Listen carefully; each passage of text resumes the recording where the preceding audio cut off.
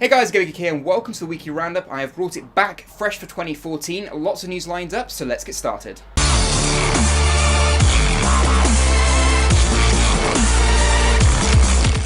Okay, so the first piece of news for this week is the PlayStation 4 and Xbox One. Now, lots of people have been talking about who is doing better, who's buying more, which one is just performing better. You know, the console wars has been going on for long enough on the internet. Well, officially, as of over Christmas, as of the launch, and these are official statistics, the PlayStation 4 has topped 4.2 million units in 2013, according to Sony, and the Xbox just over 3 million. So there's about 1.2 million difference there, which is absolutely crazy. And if you think, the Xbox 360 at launch and in its first sort of section when it was in the market only sold around 400,000 units. So to think that already we've got, you know, both of them, you know, doing that many sales, that is incredible for both consoles, and I think it's even more incredible that the PlayStation is leading by such amount.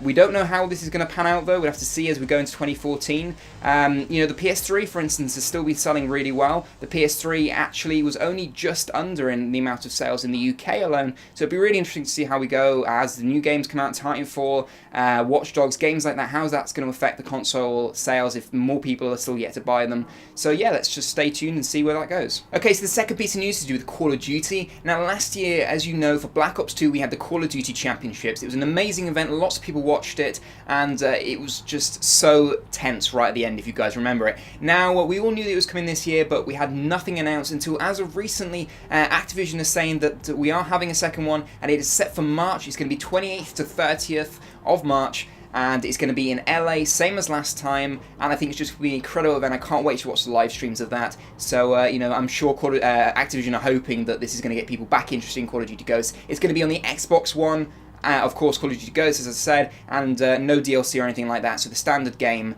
And yeah, it should be really interesting, so I really look forward to this year's esports. Okay, so any of you that own a PS4 may know that you can actually live stream your gameplay straight to Twitch. It's really easy to do. I love how simple it is to do. I wish they'd add things in like gameplay recording where, you know, you could live stream it to Twitch and then save it on Twitch and, you know, use those usual services that you can if you're live streaming from, let's say, a PC. But this is something that's really been lacking from the Xbox One side. You've not been able to live stream from them, and we were hoping early 2014 that they're adding a patch that would let us do this. But according to Microsoft, we're still going to be waiting a couple more months before we can even see sight of any form of live stream from the Xbox One, which is a little bit disappointing. I know they want to get it just right, but come on guys, we've seen it on the PS4, it's been there in the PS4 since launch. Why is it taking so long for the Xbox? It really doesn't make any sense, but there we are. Hopefully in a couple of months we'll see it, but fingers crossed. Now some news for you PC gaming fans. If you have been hammering the Bethesda website trying to get into the Elder Scrolls Beta for Elder Scrolls Online, well, some of you may be lucky enough to receive emails lately. I definitely, if you have applied, check your junk mail because they are sending out beta invites. You can get on there and try it out now. I have a feeling it's only for PC and Mac at the moment, as that is launching first. That's going to launch in April, but we will see PS4 and Xbox One versions of the game coming in around June, and I reckon the beta will come closer to that. So PC and Mac at the moment, if you have applied on the website for beta keys, definitely go and check your inbox, check your junk, and yeah, get on there and start beta testing. Okay, moving on to some PlayStation news. Now, announced at CES, the Consumer Electronics Show, Sony said that they are bringing the service that they said they were going to bring when they first announced the PS4, when they took over Gaikai, which is what they're calling now is PlayStation Now. And PlayStation Now, if you don't know, is basically allowing you to use Sony's cloud service to play PS3 games and PS2 games at the moment on multiple devices, whether that's the PlayStation Vita, whether that's a PC, a PS3 or PS4. So it doesn't matter where you are in the world, you could play those games and they'll be available on multiple devices.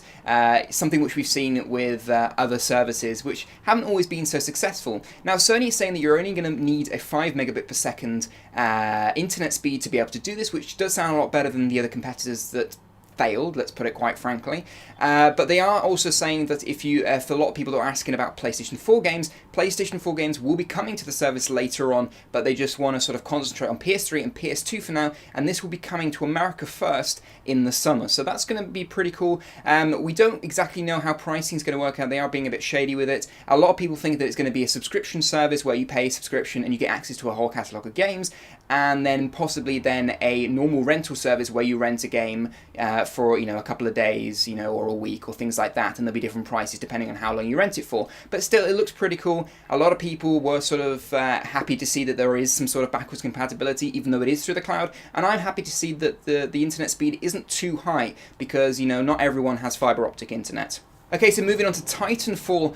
Now, one of the developers tweeted out earlier this week saying that Titanfall is actually only going to support 6 versus 6 online multiplayer. And you could actually hear me on the radio if you do listen to me when I do my radio show every Wednesday. I discussed this with Martin and I said, look, I think this is a really small amount of people. I think that, if they had a bigger map, they could work this. And a lot of people have been saying this over Twitter to the developers, but they are reassuring us, saying that they tested, multiple amounts of players with AI, and they said that 6v6 really is the best way of doing it. And I can sort of, the more I think about it, understand a bit more, mainly because if you add the complication of mechs into it, if you imagine there's, let's put this up to, let's say 12 versus 12 or 10 versus 10, when you start to increase that, the amount of mechs is just going to be, I think at some point, it's just going to be far too much, and it is just going to be literally a slaughterhouse. Everyone's just going to get murdered all the time. So I think maybe keeping it 6 versus 6 is actually going to work out, mainly because of the mechs alone. If there wasn't mechs in the mix, then I think maybe more players would have worked better.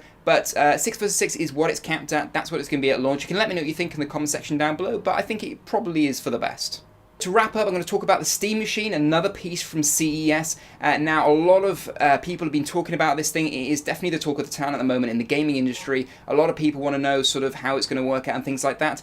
Steam have announced 14 different machines, all made by different companies such as Alienware and Origin, and they will all have different sort of configurations and prices as we expect, all starting from about $500 up to silly amounts of $2,000. It's anything you want, they'll fit anything to do with your price range.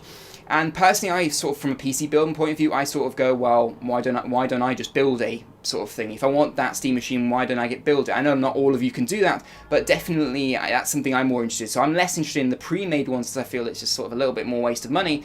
But a lot of people are definitely interested in it. There has been a whole host of Steam games and third-party games that have been announced that will be coming out on the Steam Machine. There's a video which I'll link in the description that you'll be seeing a part of it right now, where they go through the console in general and the OS and the new controller, which does look fantastic. It's definitely weird. It's definitely unlike any controller I've seen in the past. I definitely want to sort of get my hands on it and see what it actually feels like. But rest assured, a lot of people have said it feels really good. I'm sort of really hoping it does. And they're also trying to work out a way of being able to get games like Diablo, which a lot of people were skeptical about working on a Steam Machine, to work using the controller on a Steam Machine. It'd be really interesting to see. You can let me know what you think about this in the comment section down below. That's sort of like the question of the week. What do you think of the Steam Machine? Is it something you'd invest in, or do you just think your gaming PC, if you have one, is sort of all you need? You can let me know about that in the comment section down below.